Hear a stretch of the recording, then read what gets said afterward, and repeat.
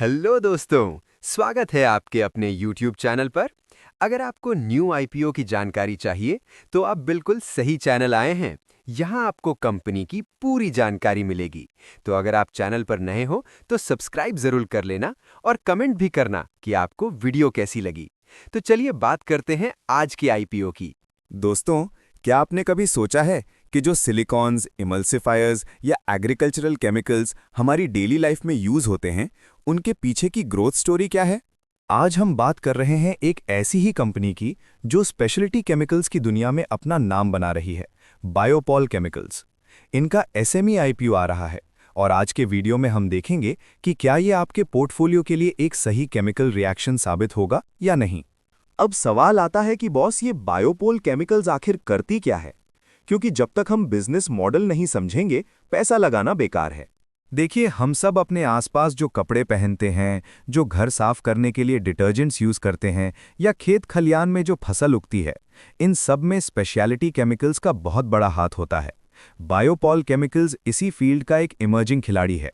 इन्होंने 2023 में अपनी जर्नी शुरू की थी और सिर्फ 2-3 साल में ही इनका पोर्टफोलियो देखने लायक है। ये लोग सिलिकॉन्स, इमल्सिफायर्स और बायोकेमिकल्स जैसे टेक्निकल प्रोडक्ट्स बनाते हैं। अब आप सोचेंगे, ये क्या होते हैं? आसान भाषा में समझे तो इनके केमिकल्स कपड़ों को सॉफ्ट बनाते हैं, टेक्सटाइल्स, एग्रीकल्चर में फसल को बेहतर बनाने में हेल्प करते हैं और होम केयर प्रोडक्ट्स में क्लीनिंग पावर बढ़ाते हैं। इनके पास आज की तारीख में 66 से ज़्यादा अलग-अलग प्रोडक्ट्स हैं। इनका बिजनेस मॉडल B2B है, यानी ये बड़े-बड़े ब्रांड्स और फैक्ट्री ओनर्स को अपना रॉ मटेरियल देते हैं। सबसे बड़ी बात, इनकी सिर्फ एक नहीं बल्कि 4 मैन्युफैक्चरिंग फैसिलिटीज हैं, जो गुजरात और वेस्ट बंगाल जैसे इंडस्ट्रियल हब्स में हैं। इनकी कैपेसिटीज साल की 18 लाख लीटर से भी ज्यादा है। मतलब सिर्फ पेपर पर कंपनी नहीं है, जमीन पर इनका सॉलिड इंफ्रास्ट्रक्चर और प्रोडक्शन सेटअप रेडी है। साथ ही ये अपने क्लाइंट्स को टेक्निकल कंसल्टेंसी भी देते हैं, यानी सिर्फ प्रोडक्ट बेचते नहीं, उन्हें यूज कैसे करना है ये भी सिखाते हैं। तो सिंपल शब्दों में, एक ऐसी कंपनी जो ग्रोथ फेज में है और काफी तेजी से एक्सपैंड कर रही है। अब आते हैं सबसे मेन मुद्दे पर, नंबर्स का खेल। देखिए, किसी भी आईपीओ में अप्लाई करने से पहले उसका टाइम टेबल और बजट पता होना बहुत जरूरी है। तो ध्यान से सुनिए। सबसे पहले कैलेंडर पर तारीख मार्क कर लीजिए। ये आईपीओ खुल रहा है 6 फरवरी फ्राइडे को और बंद होगा 10 फरवरी ट्यूसडे को। यानी आपके पास वीकेंड का पूरा टाइम है दिमाग लगाने के लिए। अब बात करते हैं पैसे की। इस आईपीओ का प्राइस बैंड 102 रुपए से 108 रुपए पर शेयर रखा गया है। जब भी आप अप्लाई करें, हमेशा कट ऑफ प्राइस यानी 108 रुपए पर ही अप्लाई कीजिए, ताकि अलॉटमेंट के चांसेस थोड़े बेहतर हो सकें। क्योंकि ये एक एसएमई आईपीओ है, तो यहाँ आप 1-2 शेयर नहीं खरीद सकते। इनका एक फिक्स्ड लॉट होता है। बायोपॉल केमिकल्स के 2 लॉट में 2400 शेयर्स हैं। इसका मतलब है कि आपको कम से कम 2,59,200 रुपए की एक बड़ी राशि यानी अमाउंट इन्वेस्ट करनी होगी। तो ये आईपीओ उन लोगों के लिए है जिनके पास थोड़ा एक्स्ट्रा सरप्लस पैसा है और जो थोड़ा ज्यादा रिस्क लेने का दम रखते हैं। टोटल इशू साइज लगभग 31.26 करोड़ रुपीस का है। और सबसे अच्छी बात पता है क्या? ये पूरा का पूरा फ्रेश इशू है। इसका मतलब है कि जो पैसा आप दे रहे हैं वो सीधा कंपनी के पास जाएगा, उनके बिजनेस को बढ़ाने के लिए। कोई पुराना इन्वेस्टर अपना पैसा लेकर भाग नहीं रहा है। अलॉटमेंट की बात करें तो 11 फरवरी को आपको पता चल जाएगा कि आपकी किस्मत चमकी है या नहीं। और अगर शेयर मिल गए तो 13 फरवरी को इसकी लिस्टिंग होगी एनएसई एसएमई प्लेटफॉर्म पर। तो बेसिक समरी ये है, बजट चाहिए 2.5 लाख के आसपास और सब्र चाहिए 13 तारीख तक। दोस्तों, अब आते हैं उस सवाल पर जो हर इन्वेस्टर के दिमाग में होता है। क्या ये कंपनी वाकई पैसा कमा रही है? क्योंकि चमकती हुई ब्रांडिंग एक तरफ और धंधे की असली सच्चाई यानी फाइनेंशियल्स एक तरफ। बायोपॉल केमिकल्स के नंबर्स देखकर आपको एक चीज तुरंत समझ आएगी, ये कंपनी रॉकेट की स्पीड से ग्रो कर रही है। जरा इन फिगर्स पर गौर कीजिए। रेवेन्यू यानी कमाई, मार्च 2024 में इनका रेवेन्यू था लगभग 17.43 करोड़ रुपए। लेकिन सिर्फ एक साल बाद मार्च 2025 में ये जंप करके पहुंच गया 49.15 करोड़ रुपए पर। मतलब एक साल में कमाई तकरीबन दुगनी से भी ज्यादा हो गई। और अभी दिसंबर 2025 तक के जो लेटेस्ट नंबर्स हैं वो भी 49 करोड़ रुपए के करीब हैं। इसका मतलब इनका सेल्स ग्राफ ऊपर ही जा रहा है। प्रॉफिट यानी मुनाफा। सिर्फ सेल्स बढ़ने से काम नहीं चलता, जेब में क्या बचा। 2024 में इनका प्रॉफिट 2.96 करोड़ रुपीस था, जो 2025 में बढ़कर 4.33 करोड़ रुपीस हो गया। प्रॉफिट में ये ग्रोथ दिखाती है कि कंपनी अपने खर्चों को मैनेज करना जानती है।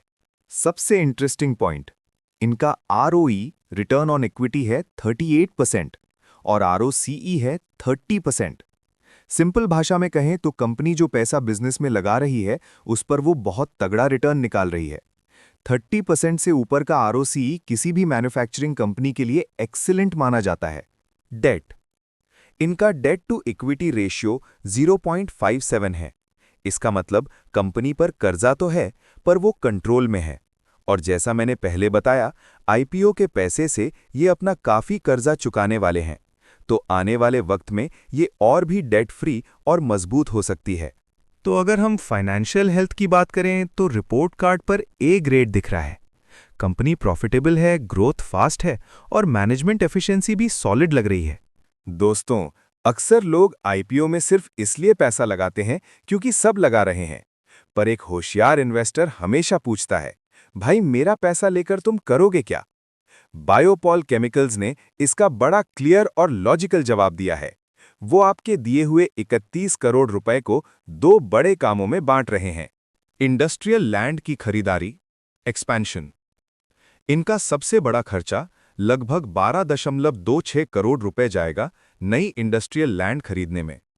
देखिए, कोई भी मैन्युफैक्चरिंग कंपनी तभी बड़ी बनती है जब उसके पास फैलने की जगह हो। ये नई जमीन लेने का मतलब है कि कंपनी आने वाले वक्त में अपनी प्रोडक्शन कैपेसिटी और भी बढ़ाने वाली है।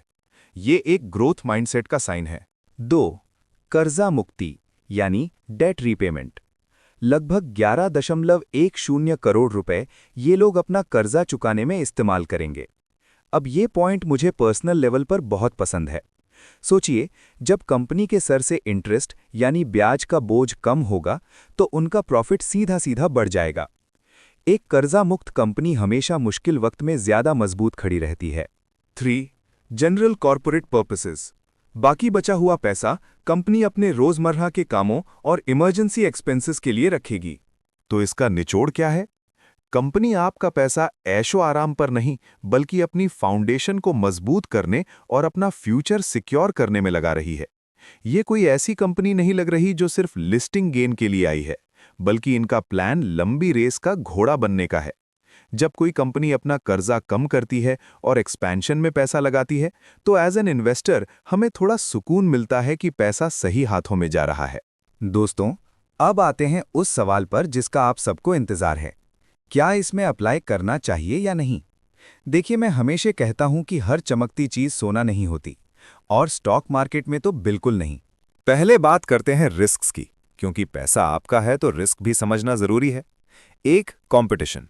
स्पेशलिटी केमिकल का सेक्टर बहुत बड़ा है, पर यहां रोसारी बायोटेक और फाइनोटेक्स केमिकल जैसे बड़े प्लेयर्स पहले से बैठे हैं। बायोपॉल अभी एक नन्हा सा पौधा है इन बड़े पेड़ों के सामने। दूसरा, SME फैक्टर। याद रखिए, ये एक SME IPO है। इसमें लिक्विडिटी कम होती है, यानी शेयर्स को खरीदना बेचना उतना आसान नहीं होता जितना रिलायंस या टाटा के शेयर्स को। तीसरा, मार्केट सेंटिमेंट। अगर लिस्टिंग के दिन मार्केट का मूड खराब रहा तो अच्छे फाइनेंशियल्स के बावजूद लिस्टिंग ठंडी हो सकती है। अब आते हैं फाइनल वर्डिक्ट पर। अगर आप मुझसे पूछेंगे तो बायोपॉल केमिकल्स में 3 चीजें मेरे फेवर में जा रही हैं। पहला, इनकी ग्रोथ। जिस तरह से रेवेन्यू और प्रॉफिट बढ़ा है वो काफी सॉलिड है। दूसरा, इनका फाइनेंशियल रेशियो। 30% से ऊपर का ROCE हर किसी का नहीं होता। और तीसरा, इनका प्लान। पैसा ग्रोथ और डेट रीपेमेंट में जा रहा है, जो एक बहुत पॉजिटिव साइन है। तो मेरा मशवरा क्या है? सेफ इन्वेस्टर्स, जो लोग नए हैं और जिनके पास 2,60,000 रुपए का बफर नहीं है, वो इसे दूर से ही देखें। अग्रेसिव इन्वेस्टर्स, अगर आप रिस्क ले सकते हैं और आपका नजरिया 1 से 2 साल का है, लॉन्ग टर्म, तो ये IPO एक बहुत अच्छी अपॉर्चुनिटी हो सकती है। लिस्टिंग गेन, अगर आप सिर्फ लिस्टिंग गेन के लिए आ रहे हैं तो अप्लाई करने से पहले GMP यानी ग्रे मार्केट प्रीमियम पर नजर जरूर रखिएगा। मेरा पर्सनल ओपिनियन, मैं इसे पॉजिटिव कैटेगरी में रखूंगा, लेकिन सिर्फ उन लोगों के लिए जो थोड़ा रिस्क हैंडल कर सकते हैं। अप्लाई करने से पहले अपने फाइनेंशियल एडवाइजर से एक बार सलाह जरूर लें, क्योंकि ये मेरा एनालिसिस है, कोई इन्वेस्टमेंट टिप नहीं। आपको क्या लगता है बायोपॉल केमिकल्स के बारे में? कमेंट करके जरूर बताएं। और अगर वीडियो पसंद आया तो लाइक और सब्सक्राइब करना ना भूलें। मिलते हैं अगले वीडियो में। तब तक के लिए जय हिंद, जय भारत।